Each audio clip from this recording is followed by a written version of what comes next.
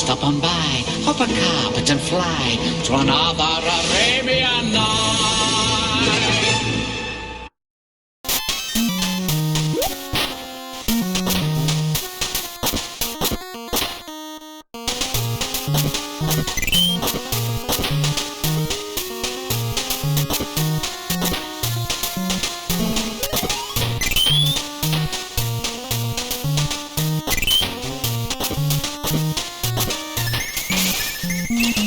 I do think a Mario fighting game with Mario Kart characters is a creative, although strange, concept, and it is playable. Let's try Aladdin. It's a remake of the Super Nintendo version. You play as Aladdin, obviously, and you just have to walk to the right to complete the stage. You can swing on some platforms, and you're able to grab on the ledges. Graphically, the game looks great, which makes sense because they stole the assets from the Super Nintendo version. The gameplay is surprisingly accurate too. This actually feels like the Super Nintendo game. The climbing mechanics don't feel quite as good though. Aladdin has a lot of trouble climbing on the ledges. He has to be in the absolute perfect spot in order to grab on. This is a decent recreation of the Super Nintendo version though.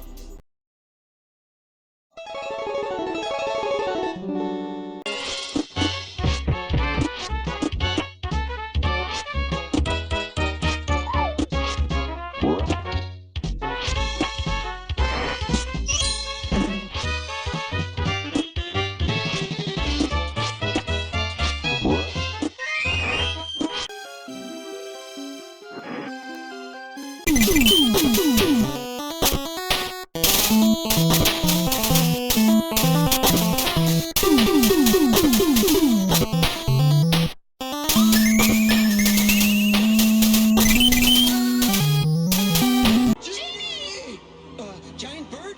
One that flies well. I thought you said fries well. I mean, flies well, flies well. Anybody could make a mistake like that. It's as bright as day down here. The stones shine like tiny suns. We're all gonna die, and she's waxing poetic. We are not going to die. I'll get us out of this yet. Oh, how reassuring. I think I'll write my will. I'm so reassured.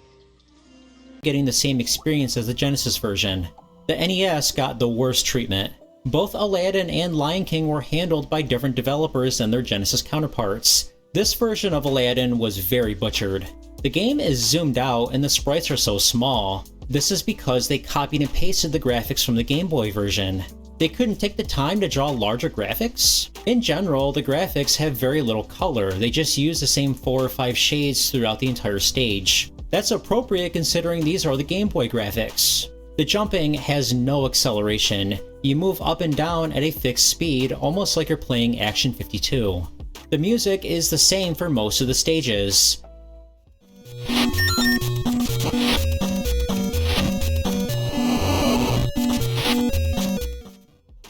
They couldn't bring over all of the tracks from the Genesis version? 52. Playing Action 52. Action 52.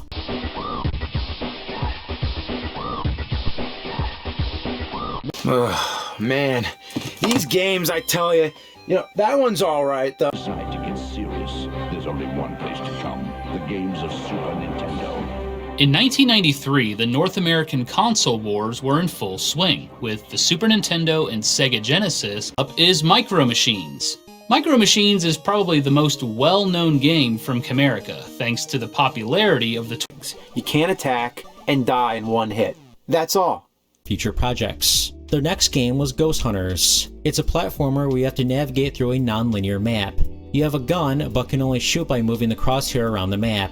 Items at a time, just like in Dizzy 2. You can even pause and get a hint on what each item does. But the game still uses a conveyor belt system where you have to scroll through the items to use the one that you want. This is a very messy way to do this, and it results you in dropping items by mistake.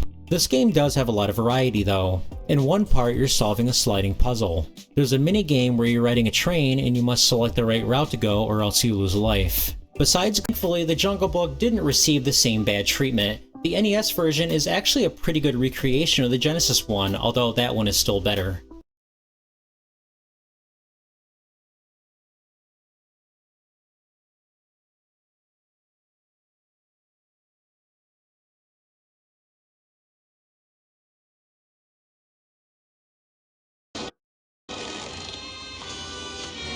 Just a minute. Here's a little something I learned growing up in the circus.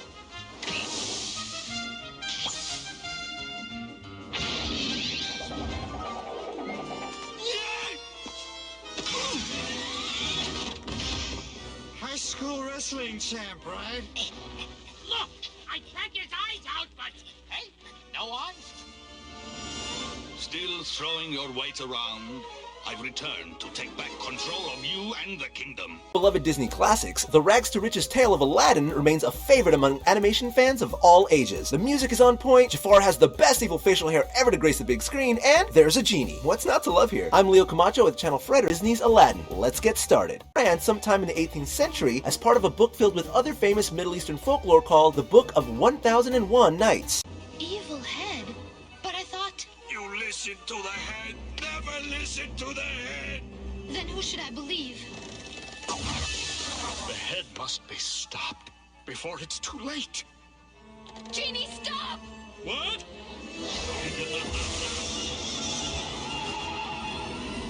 Wait a minute. Twin sins. Double trouble. Zin, what is going on? Yeah, where's the dragon? Spit it out! Oops, the bed. I'm not getting involved. That is Zhang, my, how shall I say, not so better half. Ha! That's debatable.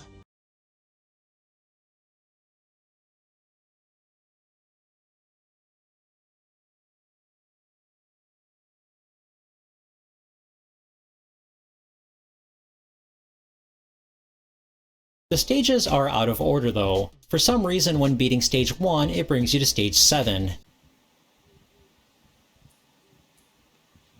This is a decent game. Now let's get to the games we all want to see. It just so happens that Super Game did their own versions of Aladdin and Lion King. Could these iterations be better than what Virgin Games published on the NES? Maybe. It's not like the bar has been set very high. Let's start with Aladdin. There are some decent improvements in this one.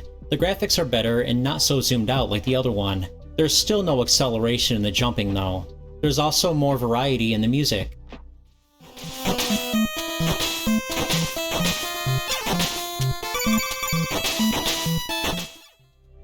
There's a couple things holding back this version though. The jumping is arguably worse. I commonly cling inside of walls when trying to jump, and at one point I was completely stuck inside, so I had to reset.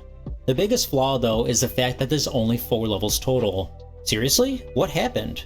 They almost got it right, but unfortunately I have to rank the official NES version higher because at least that one had most of the levels. If you ever come back, we'll kill ya! Aladdin, but that was made by Capcom and had no relation to Virgin Games, although this is still a fantastic title. Seems like Super Games' version was a work in progress and maybe they didn't finish it.